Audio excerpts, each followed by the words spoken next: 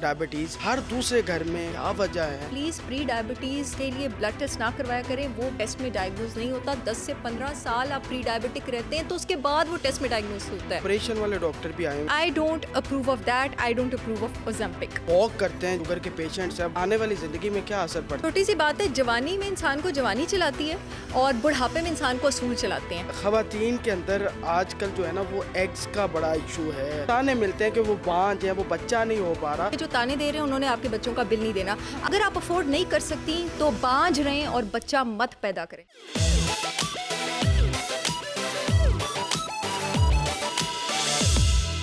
अस्सलाम वालेकुम पाकिस्तान, मैं हूं आपका मेज़बान ज़ैन आसी और आप देख रहे हैं GNN स्टूडियोज़ पॉडकास्ट। मेरे साथ हेल्थ कोच डॉक्टर सहर चावला मौजूद हैं। बहुत शुक्रिया डॉक्टर साहबा, आपने अपना कीमती वक्त हमें दिया। डॉक्टर साहबा, आजकल के दौर के अंदर शुगर जो है, डायबिटीज़ हर दूसरे घर में, हर तीसरे फर्द को होती जा रही है। बच्चे भी इसका शिकार हो रहे हैं। क्या वजह है? हमारा डाइट प्लान क्या होना चाहिए? इस पर थोड़ा सा तफसीली बताएं हमारे नाजरीन को। अस्सलाम वालेकुम जी, thank you so much for having me here. और मैं बहुत खुश हूँ दिल से कि आप लोगों ने इतने इंपॉर्टेंट टॉपिक का इंतखाब किया है। आपने प्रॉपर सोचा कि इस बारे में बात होनी चाहिए। बच्चे भी शिकार हो रहे हैं, बड़े भी शिकार हो रहे हैं। जो बच्चों में डायबिटीज़ होता है वो डिफरेंट टाइप का होता है। इस पर इंशाल्लाह भी हम काफ़ी डिटेल में बात करते हैं। वो टाइप 1 डायबिटीज़ होता है। जो बड़ों में डायबिटीज़ होता है वो टाइप 2 डायबिटीज़ होता है। जो टाइप 1 डायबिटीज़ होता है वो मोस्टली लाइफस्टाइल की वजह से नहीं होता, वो एक ऑटो इम्यून डिसऑर्डर होता है।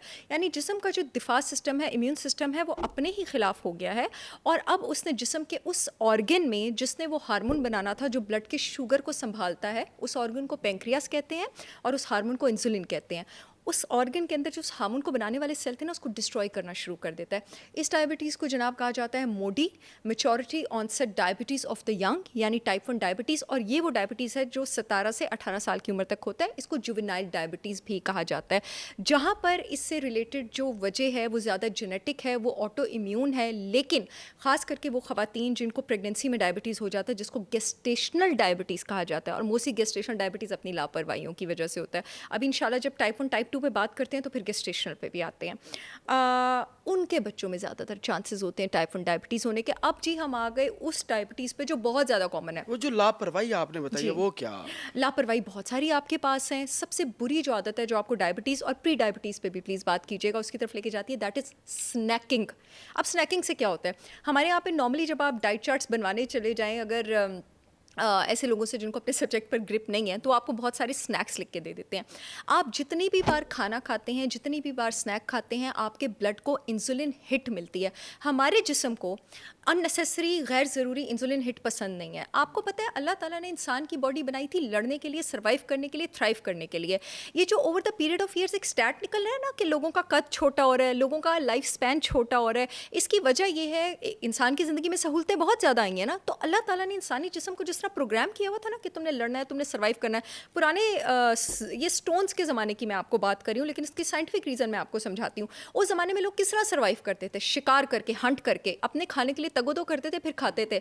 आप क्या करते हैं जी? कॉल करते हैं और डिलीवरी आ जाती है, और ये डिलीवरी का सिलसिला चलता चला जाता है। वो खाना हजम होता था, वहाँ पे स्नैकिंग नहीं होती थी। शिकार कब होता था खाने का? जब भूख लगती थी। अब क्या कोई इंतज़ार करते हैं भूख लगने का खाना खाने के लिए? नहीं करता। अब आ जाते हैं जी इसकी साइंस की बात पे। ये जो अननेसेसरी स्नैकिंग होती है, ब्लड को इंसुलिन हिट देती है। इंसुलिन हिट से सबसे पहली गलती है, मैं आपको बता रही हूँ, शुरुआत होती है प्री डायबिटीज़ की। सबसे पहले मैं नाज़रीन को बताती चलूँ कि प्लीज़ प्री डायबिटीज़ के लिए ब्लड टेस्ट ना करवाया करें। वो टेस्ट में डायग्नोज नहीं होता। 10 से 15 साल आप प्री डायबिटिक रहते हैं तो उसके बाद वो टेस्ट में डायग्नोज होता है। 10 से 15 साल, मतलब ये लोगों को नहीं पता नहीं पता। जो लोग मेरा यूट्यूब चैनल फॉलो करें शायद उनको पता। मुझे बड़ी खुशी होती है, लोग मुझे कॉल करके प्रोबायोटिक का नाम लेते हैं, प्री डायबिटीज़ का नाम, मतलब माशाल्लाह लोगों को अब ये टर्म समझ आ गई हैं, अल्लाह का शुक्र है। लेकिन मोस्टली लोगों को हमारे पास नहीं पता। इससे जब मेरे पास क्लाइंट्स आते हैं ना और वो सिर्फ मुझे सिम्टम्स बताते हैं कि फॉर एग्जाम्पल थकावट हो रही है, ब्रेन फॉग हो रहा है, प्यास ज़्यादा लग रही है, पेट निकल आया है, हाथों पैरों में सुइयाँ चुभ रही हैं, कुछ क्लासिकल सिम्टम्स होते हैं प्री डायबिटीज़ के। लेकिन डॉक्टर साहर हमारा HbA1c तो नॉर्मल था। मैं कहती हूँ खुश ना हो के नॉर्मल था। ये सारे सिम्टम्स हैं, प्री डायबिटीज़ हो गया है, प्रॉब्लम आ गई है, अब इसको रिवर्स करना है। प्री डायबिटीज़ है क्या? टेक्निकली है क्या सेल के लेवल पे, ये मैं बताना चाहती हूँ क्योंकि उसके बाद ही उसका इलाज समझाया जा क्योंकि सकता है। मुझे भी लगता है कि ये सिम्टम्स हैं और मैं अब ज़्यादा गौर से सुनना चाह रहा हूँ कि इसका हल क्या है। फिर आपको इन कुछ चंद मिनटों पे इसका इलाज भी बता देते हैं।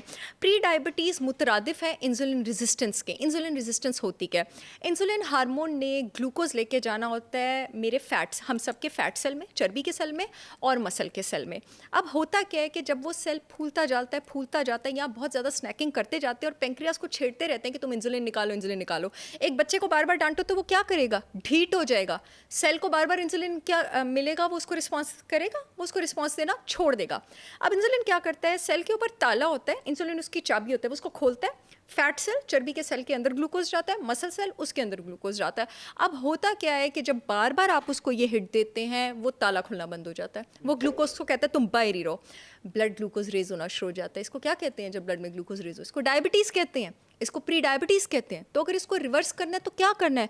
इसको रिवर्स करना है तो बाहर से आपने दवाइयाँ लेके अपने आप को छलावा नहीं देना कि ब्लड में ग्लूकोज नीचे चला गया। दवाइयाँ नहीं लेनी? नहीं, मेरे क्लाइंट्स माशाल्लाह, मैं ये बात पब्लिकली कह रही हूँ, ऑन रिकॉर्ड कह रही हूँ कि मेरा पेज पब्लिक है फेसबुक का, यूट्यूब का, कि मेरे क्लाइंट्स का डायबिटीज़ मैं बगैर दवाइयों के रिवर्स करती हूँ। अल्लाह का शुक्र है, अल्लाह के फजल से मैंने इंसुलिन भी छुड़वाई है, मैंने दवाइयाँ भी छुड़वाई हैं और पब्लिकली मैं ये बात क्लेम कर तो रही हूँ। एक तो ऑपरेशन वाले डॉक्टर भी आए हुए हैं कि ऑपरेशन के जरिए भी जो है वो हो जाता है। I don't approve of that. I don't approve of that. I don't approve of Ozempic. Oops, I'm so sorry.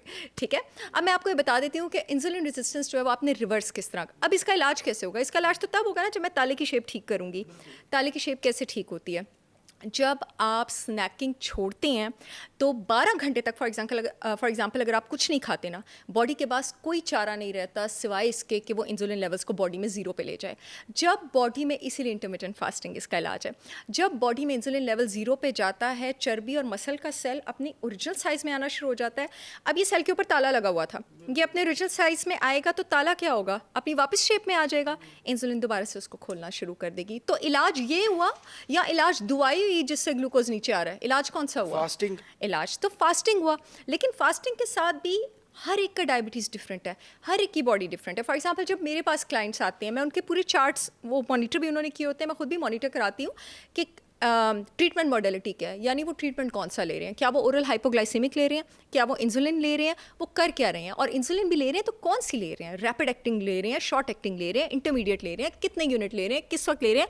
तो ये आपने खुद से नहीं करना, ठीक है? आपको जिस पे भी, मेरे क्लाइंट्स को जिस तरह मुझ पे भरोसा है, आपको अपने जिस डॉक्टर पे भरोसा है, आप उनके मशवरे से चलें। But in general rule of thumb for everyone is intermittent fasting ही हल है।